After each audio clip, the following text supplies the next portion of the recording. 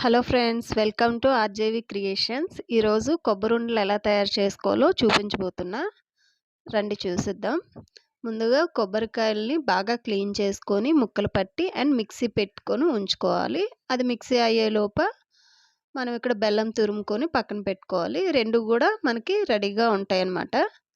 నాకు ఇక్కడ మిక్సీ పట్టింది వచ్చి మా పాప నాకు ఇప్పుడు చెప్తూ ఉంటుందన్నమాట వీడియోలో, నేనే మిక్సీ పట్టా అంటూ.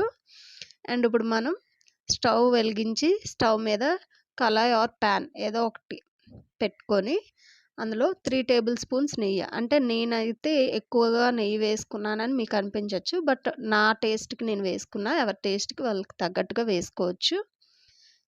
నెయ్యి వేసిన తర్వాత కొబ్బరి వేసి ఒక 2 మినిట్స్ మనం కలుపుకోవాలి. తర్వాత బెల్లం కూడా వేసి, బెల్లం బాగా కరిగి నెయ్యి, కొబ్బరి, బెల్లం 3 కూడా బాగా వేగి గోల్డెన్ బ్రౌన్ కలర్ వచ్చేంత వరకు మనకి ఏంటంటే చుడితే ఉండకట్టేలా ఉండాలి అనమాట.